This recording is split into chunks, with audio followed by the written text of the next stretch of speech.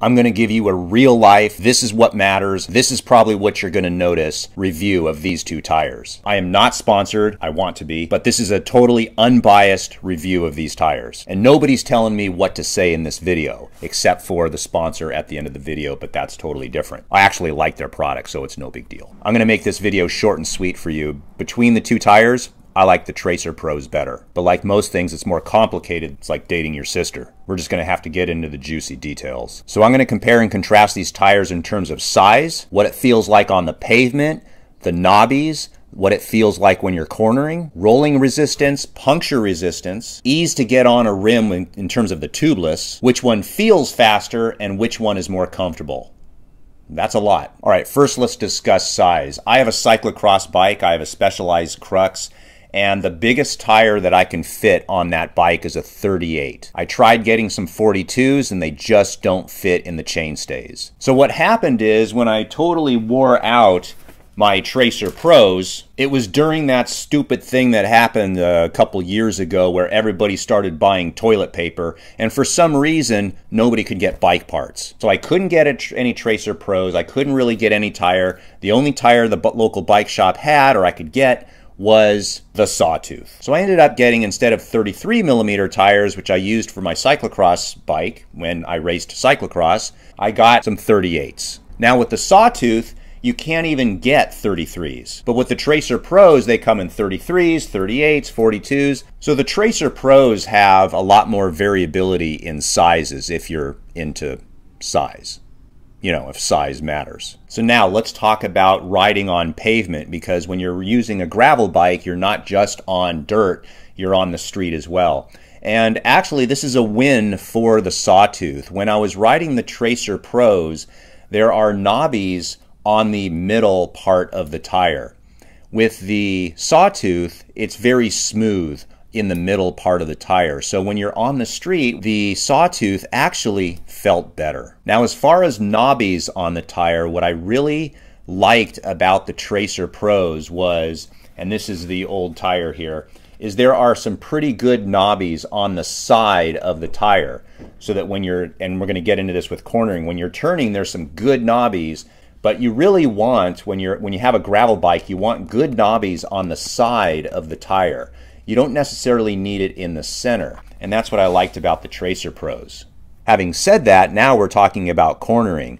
When I got the Sawtooth, I noticed a big difference that cornering was decent. It wasn't as good as the Tracer Pros. And what I noticed was, if you're riding, for example, in grass or soft gravel, and you're really going into a corner like in cyclocross, the Tracer Pros, man, they had grip. You could feel confidence cornering. However, with the Sawtooth, I just didn't have that same confidence. They were not bad, and actually over these past couple years, I have gotten used to them, but I still think from a cornering perspective, whether it's Sawtooth or Tracer Pros, I'm going to go with the Tracer Pros because of the side knobbies. Which brings us to rolling resistance. This is just my subjective opinion, but the Sawtooth were actually better when it comes to if it's hard packed dirt, or if you're on concrete or cement, or if you're just on the street. Now, I looked up online to find out if there were comparisons between tires, and there's a number of things online where you can compare rolling resistance, where they have done studies, but I couldn't find anything when it compared Sawtooth tires to the Tracer Pros. If you can find any information and help a guy out to know the difference between the rolling resistance between the Sawtooth and the Tracer Pros, put it in the comment section down below. Leave a link or something, or let me know. But subjectively, I felt when it's compact dirt and it's pavement, the Sawtooth were a better tire as far as rolling resistance. And if you're the type of dude that sits around and compares rolling resistance of different types of gravel tires, this is the reason why most of us just don't have girlfriends. Now let's talk about puncture resistance, because this is important, because you're not going to go very fast if you're on the side of a road fixing a puncture.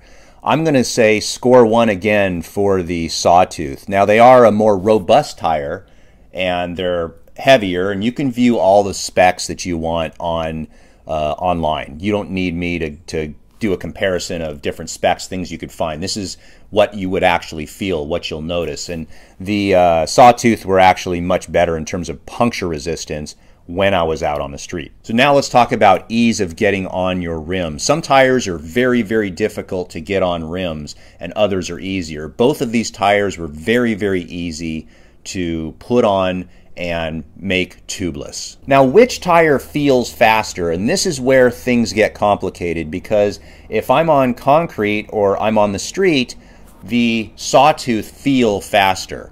But when you're on dirt, 33 Tracer Pros felt faster. And now I'm not sure if that's because of the size or because of the difference in the PSI, because the PSI are going to be a little bit different.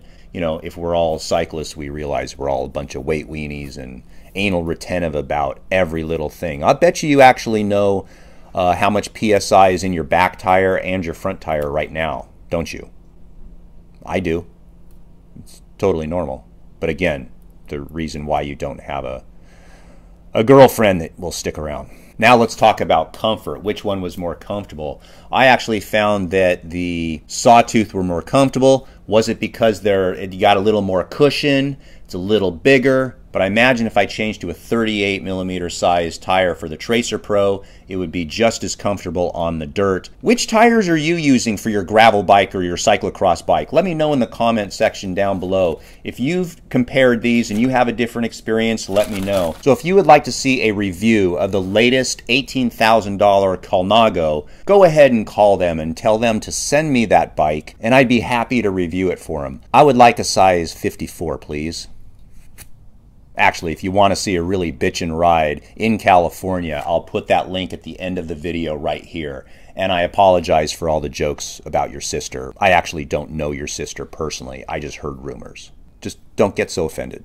It's just a stupid YouTube video. Today's video sponsor is Mother Good Earth, and they are a great company because they are, first of all, sponsoring this video, and second of all, they have the greatest minerals ever, and they have a philosophy of minerals come from the earth, so where do you get it? From the earth. And so watch what I'm gonna do here. We're just gonna go down. It rained the other day. You just take a nice cup here and just scoop up some mud. And then what we're gonna do is we're gonna mix this Mother Earth with water and drink it to get all the minerals that come from the earth. So you can see I just mixed it with water and all the chunky goodness is in there. Beautiful for minerals.